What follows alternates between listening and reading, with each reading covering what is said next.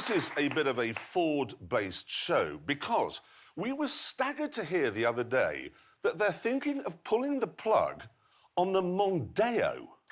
Now, this is enormous news. In Britain, losing the Mondeo is a bit like, well, losing the royal family. Yeah, and if that happened, someone would make a documentary about them. Quite, which is why we decided this week the Grand Tour should make a documentary about the passing of Ford's medium-sized family saloon. It's exciting stuff.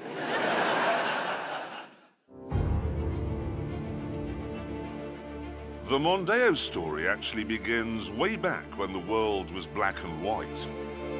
With this, the Ford Cortina.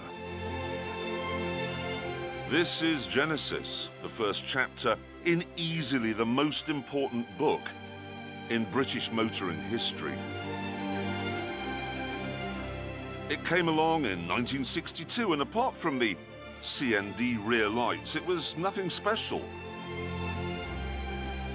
It wasn't revolutionary like the Mini, it was just an ordinary family saloon.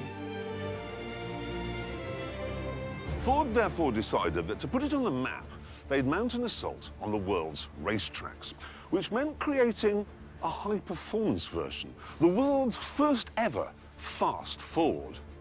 And this is what they came up with.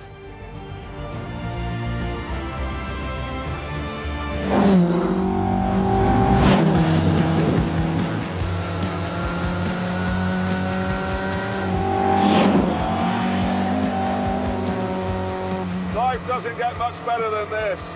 Cadwell Park, sunny day, Mark 1 Lotus Cortina. This thing is a riot.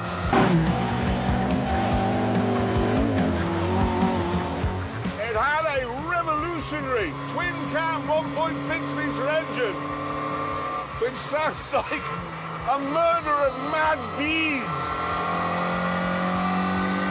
It revved like hell, all the way to 8,000 RPM and produced 105 horsepower.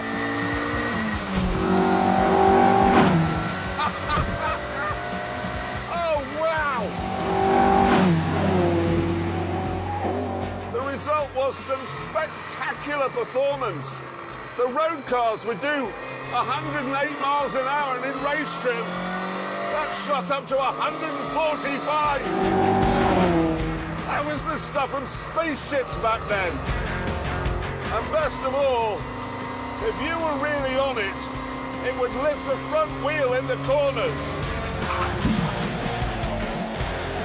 On the downside, it didn't stop properly, and there was very little grip.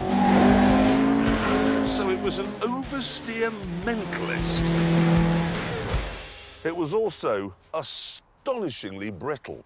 Autocar magazine ran one for a year, 29,000 miles, and in that time, it needed 6 rear axles and 3 sets of rear suspension, and probably a whole load of new half shaft as well, because they were made from chocolate. But it didn't matter, because the Lotus Cortina wasn't designed to last a lifetime. It was designed to last about 40 minutes, because that is how long a race lasted. Back in the early 60s, saloon car racing in Britain was just about the most exciting motorsport the world had ever seen. The massive American Fords would roar down the straights, and then in the corners, the army of Minis would be right back at them. It was beautiful, snarly chaos. But when the dust settled, it was the Lotus Cortina that was doing the winning.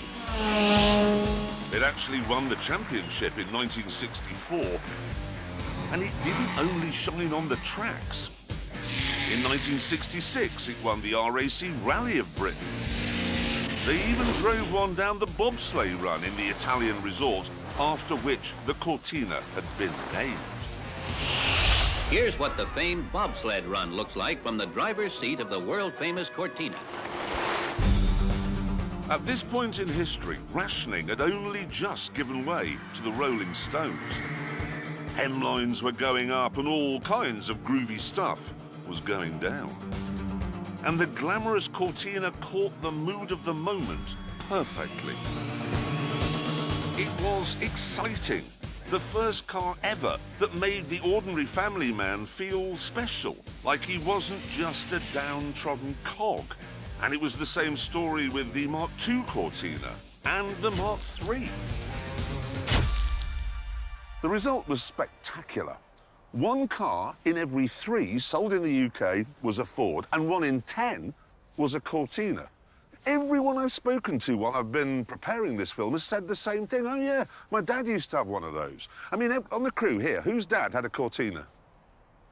Just look at that, it's everyone, apart from the director, obviously, who has a double-barreled name, so his dad had a Range Rover. But anyway, the point is, these were the best-selling cars Britain had ever seen by miles.